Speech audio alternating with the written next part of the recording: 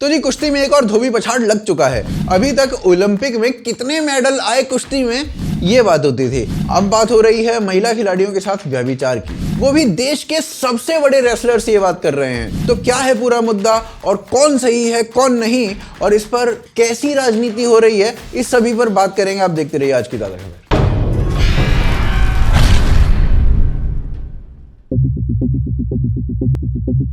विनेश फोगाट ने कल यानी बुधवार को लोगों को एक नई डिबेट दे दी कि क्या रेसलिंग फेडरेशन में महिला खिलाड़ियों के साथ व्यभिचार होता है या नहीं।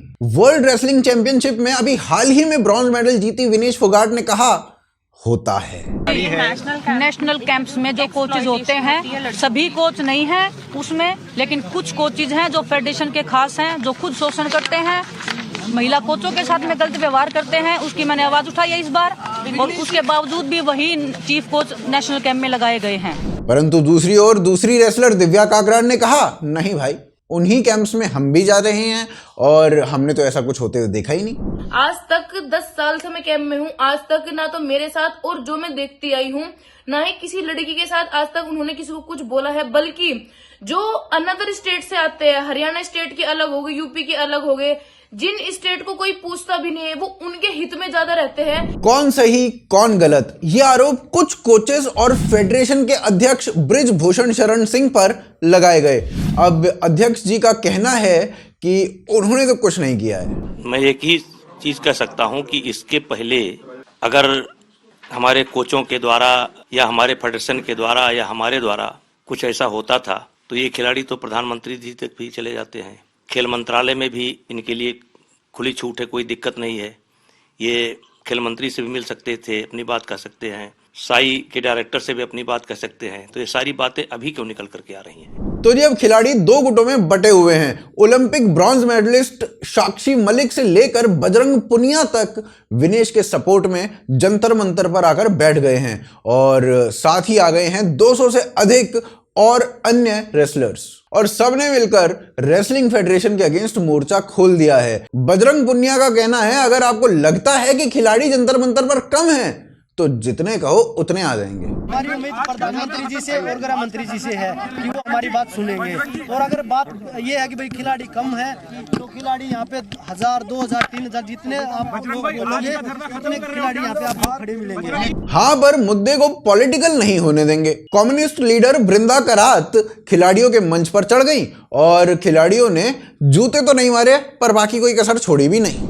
मैडम प्लीज इसको राजनीति मुद्दा ना बनाइए, प्लीज आप नीचे चले जाइए, प्लीज प्लीज मैडम नीचे चले जाइए, प्लीज आपसे हाथ जोड़ के रिक्वेस्ट है। परंतु यहाँ पर बात अकेली महिलाओं के साथ व्यभिचार की नहीं है, ये बात भी है कि किस प्रकार खिलाड़ियों का मानसिक उत्पीड़न हो रहा है, और ये बात ना खिलाड़ी स्वयं बता रहे हैं। एक लड़की है अभी कॉमनवेल्थ गेम्स में गई थी, उसका जाने से पहले 1 महीने पहले तक इतना उसको मेंटली टॉर्चर किया चीफ कोच ने कि आपका वेट देखूंगा मैं जाने से पहले।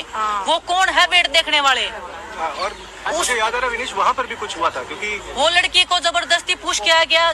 10 दिन पहले कंपटीशन से उसका वेट देखा गया है, वो लड़की का ब्रॉन्ज मेडल वहाँ पे आया है। उस लड़की की गलती कहाँ है? वो जूनियर की है, वो बोल नहीं सकती। क्या उस कोच पे कोई एक्शन हुआ? सरकार इन खिलाड़ियों के लिए पैसा दे तो रही है, परंतु वो पैसा खिलाड़ियों तक ना आके बीच में ही कहीं चला जा रहा है। ये बात भी खिलाड़ी स्वयं बता रहे हैं। जो बोल रहे थे ना कि हम ग्रेड डी बनाएंगे, ग्रेड एफ बनाएंगे, हर साल बच्चों को पैसे देंगे, कुछ नहीं मिल रहा बच्चों को। वो 2 किस्त वो बड़े खिलाड़ियों को इसलिए दे दी कि कहीं बोल ना दे। तो विनोद तोमर जो है रेसलर्स का हक मार रहे हैं, जो पैसा होता है हमें घर ले जाके अपने घर बना रहे हैं। वो जांच आप करिए, आपके माध्यम से वो जांच होगी कि तोमर जी खा रहे हैं या कोई और खा रहा है, कौन ऐसा मगरमच्छ बैठा है जो खिलाड़ियों का को सारे को खा रहा है। गवर्नमेंट हमें सपोर्ट कर रही है और ये अपने घर भर रहे हैं। तो मुद्दा अकेला व्यभिचार का नहीं, करप्शन और फेवरेटिज्म का भी है। नेशनल चीफ कोच जो हैं वो भाई साहब स्वयं कुश्ती के खिलाड़ी कभी नहीं रहे, कभी वो रेफरी तो रहे हैं पर खिलाड़ी नहीं, उन्होंने कुश्ती खेली नहीं। ये मतलब ऐसा हो गया कि भारत में किसी को अगर बैटिंग सीखनी है तो वो सचिन से ना सीख के स्टीव बकनर को ढूंढे और कहे भाई साहब बैटिंग सिखा दो, और ये बात भी खिलाड़ियों ने ही कही है। तो हमारे चीफ कोच भी बना रखे हैं, उनका क्वालिफिकेशन देखिए, उन्होंने कभी जिंदगी में रेसलिंग देखी हो तो। और वो क्या पूरे साल सेम हमने बताया वो ट्रेनिंग करवाते रहते हैं। अभी कंपटीशन है, मुझे दूसरा ट्रेनिंग करना है। मैंने ही बोल दिया कि सर ये ट्रेनिंग से तो काम नहीं चलेगा, मेरे को कुछ दूसरा ट्रेनिंग करना है, क्योंकि मेरी बॉडी उस चीज को रिक्वायर करी है, तो मैं इनडिसिप्लिन हूँ। किसी एथलीट को इंजरी हो रखा है, उसने बोल दिया कि सर मैं आज मैट पे ट्रेनिंग नहीं करूंगी क्योंकि मेरे को इंजरी है, मेरे को बड़ी इंजरी करवा के ऑपरेशन नहीं करवाना, तो वो इनडिसिप्लिन है। अब ये तो भैया पागल बनाई है, प्रश्न तो उठने ही चाहिए। अब जिन कोचेस पर व्यभिचार के आरोप लगे हैं उनके नाम अभी तक बताए नहीं गए हैं और ये भी नहीं बताया गया है कि उन्होंने किसके साथ ऐसा किया है, पर उनके नाम प्रधानमंत्री या गृह मंत्री को बताने के लिए खिलाड़ी कह रहे हैं। बस यही है कि जांच होनी चाहिए और आगे हम खुद सर और गृह मंत्री सर के पास जाएंगे और फिर अपना खुद की डिटेल्स बताएंगे और हाँ सारी चीजें। तो अभी के लिए बस इतना ही। अब कोचेस का नाम तो पता नहीं, पर फेडरेशन के अध्यक्ष बृजभूषण शरण सिंह पर आरोप अवश्य लगा है और उनका नाम पता भी है। अब इन भाई साहब के लिए खिलाड़ी कुछ ऐसा कहते हैं। और अध्यक्ष जी ने खुद पता नहीं कितनी लड़कियों का शोषण किया आज तक। और मैं आज भी बोल रही हूँ, अगर किसी भी खिलाड़ी को कुछ भी हो गया रेसलिंग में तो प्रेसिडेंट, देश जो हमारे रेसलिंग प्रेसिडेंट है वो जिम्मेदार रहेंगे। अब ये भैया तो ऐसे हैं कि स्टेज पे खड़े होके रेसलर्स जो इनसे प्रश्न कर ले उन्हीं को ही थपड़िया देते हैं। तो भैया हम तो क्या ही बोले इनके बारे में। अब विनेश फोगाट 2020 का ओलंपिक खेल के लौटी और मोदी ने कुछ ऐसा उनके साथ बोला। विनेश, मैं पूरे परिवार को तुझे जानता हूँ, तुम्हें दिन रात नहीं देख सकता हूँ, वरना इकट्ठा करो, हफ्ते 10 दिन के बाद मम्मी बहनें सब मेरे यहाँ बैठूंगा, बैठ देगा आधे घंटे कौन लोग। और आज बात ऐसी आ गई है कि मोदी जी आप ही की पार्टी के लोगों पर आरोप है आपकी इस बेटी को मानसिक रूप से और अन्य तरीकों से प्रताड़ित करने का। तो जी मामला हाई प्रोफाइल था तो सुनवाई भी अति शीघ्र हो गई। बबीता फोगाट जो विनेश की चचेरी बहन है और बीजेपी की मेंबर भी हैं, तो उन्हें भेजा गया खिलाड़ियों से बात करने के लिए। अब उनके ग्रीवांस तो जानने ही थे ना भाई, तो बबीता ने कहा कि वो पूरी तरीके से खिलाड़ियों के साथ खड़ी हैं और इस प्रकार के इंसिडेंट्स उन्होंने अपने करियर के दौरान भी सुने थे। तो मतलब रेसलिंग फेडरेशन में ऐसा कुछ होता अवश्य ही होगा। खेल मंत्रालय ने रेसलिंग फेडरेशन को 72 घंटे का समय दिया है और कहा है उत्तर दो, परंतु ये सब यहां तक पहुंचा कैसे, उसकी भी एक पूरी कहानी है। तो उसके लिए चलते हैं अगले अध्याय में। अब विनेश फोगाट ने मोर्चा तो खोल दिया है, परंतु यहां तक आने में समय लगा और इसके लिए चलते हैं टोक्यो ओलंपिक 2020 में। भारत से जाने से पूर्व विनेश फेडरेशन के बारे में मोदी को अच्छा ही बोल के गई थी। सो फैमिली का एक बहुत बड़ा रोल रहता है आपके पीछे, तो फैमिली का सपोर्ट रहता है हमेशा। और जो भी हमारी फेडरेशन है या टॉप से साई है, सभी लोग पूरा ईमानदारी के साथ में लगे रहते हैं। तो एक रहता है कि नहीं, उन लोगों को निराश नहीं करना है जो लोग इतना सब हमारे पीछे लगा रहे हैं उम्मीदों के साथ में। परंतु ऐसे मौकों पर सब अच्छा ही बोलते हैं, किसी को थोड़ी बताया कि बाद में आगे जाके चीजें एस्केलेट हो जाएंगी। विनेश मैच हार गई और रेसलिंग फेडरेशन के अध्यक्ष ने विनेश को खोटा सिक्का बोल दिया। मेरे को एक सहानुभूति दे रहे हैं कि बेटा कोई बात नहीं, हिम्मत बता रहे हैं। एक वही बंदा 10 मिनट के बाद मैच हारने के बाद बोल रहा है कि ये तो हमारा खोटा सिक्का है, जो कि ऑब्वियसली नहीं बोलना चाहिए था। परंतु क्या विनेश पूर्णतः सही थी? तो भैया मेरे गणित से तो नहीं थी। वहां जितने भी रेसलिंग के भारतीय खिलाड़ी खेलने गए थे उन सभी ने शिव नरेश की ड्रेस पहनी हुई थी जो कि ऑफिशियल स्पॉन्सर था, पर विनेश फोगाट पहन के गई नाइकी की ड्रेस जो कि ऑफिशियल स्पॉन्सर नहीं था और इस पर इनडिसिप्लिन की कार्रवाई बनती ही बनती है।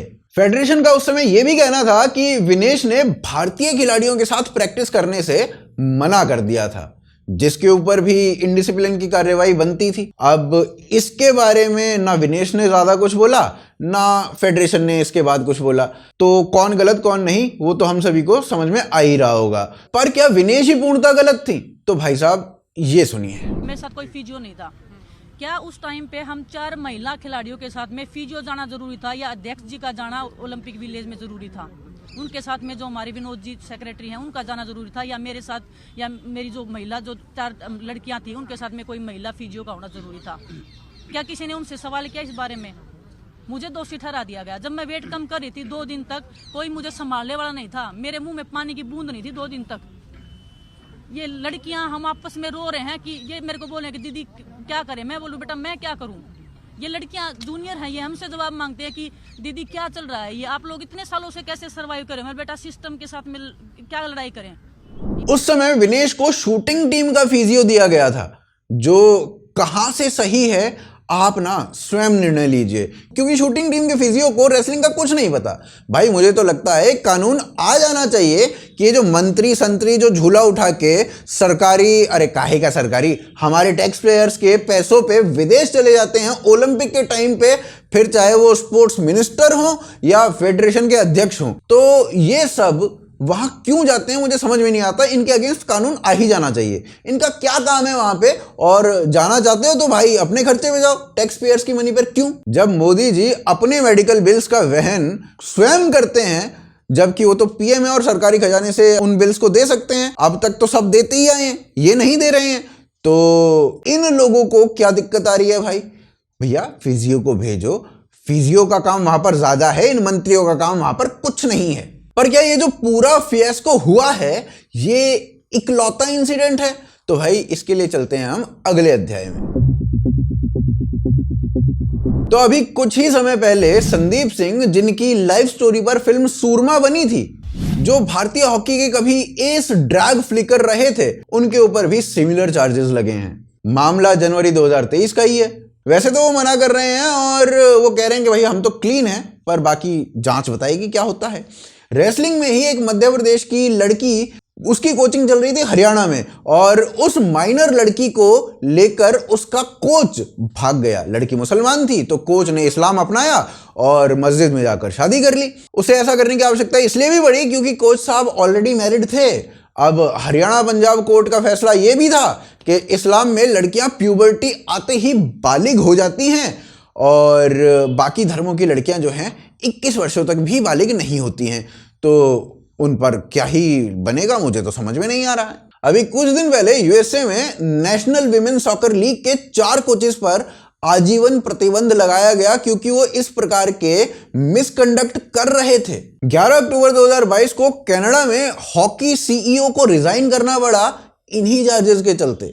गाबा में भी इसी प्रकार का मामला मिला और फीफा उनकी जांच बैठा रही है। तो भाई आप कंट्री बोलिए, इस प्रकार का कोई ना कोई स्कैंडल आपको मिल ही जाता है, और इस लिस्ट में भारत का नाम भी होना बड़ा ही शर्मनाक है। आशा है आगे चीजें सुधरेंगी और इन बातों पर संज्ञान लिया जाएगा। 2024 का ओलंपिक निकट ही है, बाकी तो आपको पता ही है कि खिलाड़ी कितने इंपॉर्टेंट हैं और ये मंत्री संतरी कितने। मुद्दा है कि मानसिक रूप से खिलाड़ी स्वस्थ हो तभी जीतेगा। आशा यह भी है कि वीडियो को आप आगे अन्य लोगों तक पहुंचाएंगे और चैनल को सब्सक्राइब भी कर लेंगे। भाई मुझे नहीं पता, सब्सक्राइब बटन जो है ना वो दब जाना चाहिए। अब इस पे आप अपने पड़ोसी के फूफा को फेंक के मारो या जीजा को फेंक के मारो, बस ये दबा दो। सपोर्ट करने के लिए आप यूपीआई और पेट्रियन के रूप में सपोर्ट कर सकते हैं। और आप देख रहे थे आज की ताज़ा खबर। जय हिंद, जय भारत।